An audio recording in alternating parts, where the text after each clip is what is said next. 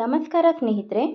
ಇವತ್ತು ನಾನು ನಿಮಗೆ ತುಂಬಾ ಈಸಿಯಾಗಿ ಮತ್ತು ಇನ್ಸ್ಟೆಂಟಾಗಿ ಮಾಡ್ಕೊಳ್ಳುವಂತಹ ರೆಸಿಪಿನ ತೋರಿಸ್ಕೊಡ್ತಾ ಇದ್ದೀನಿ. ಮಕ್ಕಳು ಲಂಚ್ ಬಾಕ್ಸ್ಗೆ, ಡಿನ್ನರ್ಗೆ, ಲಂಚ್ಗೆ ಯಾವುದಕ್ಕೆ ಬೇಕಾದರೂ ಬ್ರೇಕ್ಫಾಸ್ಟ್ಗೂ ಕೂಡ ನೀವು ಬೆಳಗ್ಗೆ ಬೇಗ ಎದ್ದರೆ ಈ ರೆಸಿಪಿನ ನೀವು ಟ್ರೈ ಮಾಡಿ ನೋಡ್ಬೋದು. ತುಂಬಾ ಈಸಿ.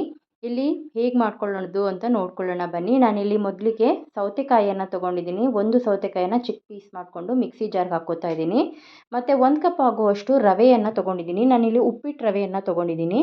ಇದನ್ನು ನೀವು ಚೆನ್ನಾಗಿ ಗ್ರೈಂಡ್ ಮಾಡ್ಕೊಳ್ಬೇಕು, ನುಣ್ಣಗೆ ರುಬ್ಕೋಬೇಕು. ನೀರು ಬೇಕಂದರೆ ಸ್ವಲ್ಪ ನೀರು ಹಾಕ್ಕೊಂಡು ರುಬ್ಕೊಳ್ಳಿ.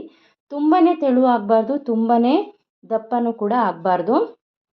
ಈ ಥರ ನೀವು ಮಾಡ್ಕೊಂಡಿದ ನಂತರ ಈ ಥರ ಹಿಟ್ಟು ರೆಡಿ ಆಗುತ್ತೆ.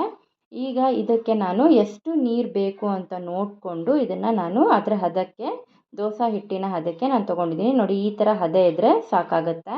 ತುಂಬ ದಪ್ಪ ಆಗಿಬಿಟ್ರೆ ಕೂಡ ತಿನ್ನೋದಕ್ಕೆ ಅಷ್ಟು ಚೆನ್ನಾಗಿ ಬರಲ್ಲ. ಈಗ ತವ ಕೂಡ ಕಾದಿದೆ. ನಾನು ದೋಸೆನ ಈ ಥರ ಹಾಕ್ಕೊಳ್ತಾ ಇದ್ದೀನಿ. ನೋಡಿ, ಇನ್ನೂ ಸ್ವಲ್ಪ ದೊಡ್ಡದಾಗಿ ಬೇಕಾದರೂ ನೀವು ಹಾಕ್ಕೊಳ್ಬೋದು. ತುಂಬಾ ತೆಳುವಾಗಿ ಮಾಡ್ಕೊಳ್ಳೋದ್ರಿಂದ ದೋಸೆ ತಿನ್ನೋದಕ್ಕೆ ರುಚಿಯಾಗಿರುತ್ತೆ.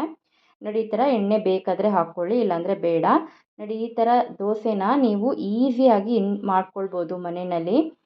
ತುಂಬ ಇನ್ಸ್ಟೆಂಟಾಗಿ ಅಕ್ಕಿ ನೆನೆಸಿಲ್ಲ ಅನ್ನೋ, ಬೇಳೆ ನೆನೆಸಿಲ್ಲ ಅನ್ನೋ ಟೆನ್ಷನ್ನೇ ಇರೋದಿಲ್ಲ. ಈ ರೆಸಿಪಿನ ಒಂದು ಸಲ ಟ್ರೈ ಮಾಡಿ ನೋಡಿ, ಸೇವ್ ಮಾಡ್ಕೊಂಡು ಇಟ್ಕೊಳ್ಳಿ. ಈ ರೆಸಿಪಿ ನಿಮಗೆ ಇಷ್ಟ ಆಗಿದ್ದರೆ ಲೈಕ್ ಮಾಡಿ, ಶೇರ್ ಮಾಡಿ ಮತ್ತು ಸಬ್ಸ್ಕ್ರೈಬ್ ಮಾಡ್ಕೊಂಡು ನೋಡೋದನ್ನು ಮರಿಬೇಡಿ.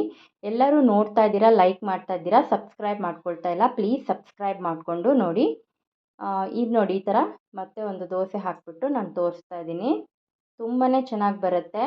ನೋಡಿ, ಈ ಥರ ತೆಳುವಾಗಿ ನೀವು ಹಾಕ್ಕೊಳ್ಳೋದ್ರಿಂದ ತಿನ್ನೋದಕ್ಕೂ ತುಂಬ ಚೆನ್ನಾಗಿರುತ್ತೆ. ಈ ದೋಸೆನ ನೀವು ತುಂಬ ದಪ್ಪವಾಗಿ ಹಾಕ್ಕೊಳ್ಬಾರ್ದು, ಉದ್ದಿನ ದೋಸೆ ಥರ. ಈ ಥರ ತೆಳುವಾಗಿ ನೀವು ಮಾಡ್ಕೊಳ್ಳೋದ್ರಿಂದ ತಿನ್ನಬೇಕಾದ್ರೆ ಕೂಡ ತುಂಬಾ ರುಚಿಯಾಗಿರುತ್ತೆ. ಯಾವುದೇ ತರಹದ ಗ್ರೇವಿ ಜೊತೆಗೆ ಕೂಡ ತುಂಬಾ ಚೆನ್ನಾಗಿರುತ್ತೆ ಇದು. ನಾನಿಲ್ಲಿ ಬೇಳೆ ಸಾರು ಮಾಡಿದ್ದೆ, ಅದ್ರ ಜೊತೆಗೆ ಇದನ್ನು ಸರ್ವ್ ಮಾಡ್ತಾ ಇದ್ದೀನಿ. ಈ ರೆಸಿಪಿ ನಿಮಗೆ ಇಷ್ಟ ಆಗಿದೆ ಅಂತ ಅಂದ್ಕೊತಾ ಇದ್ದೀನಿ. ಈ ರೆಸಿಪಿ ನಿಮಗೆ ಇಷ್ಟ ಆಗಿದರೆ ಲೈಕ್ ಮಾಡಿ ಮತ್ತು ಶೇರ್ ಮಾಡೋದನ್ನು ಮರಿಬೇಡಿ.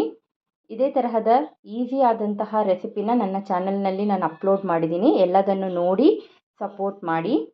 Thank you for watching my video.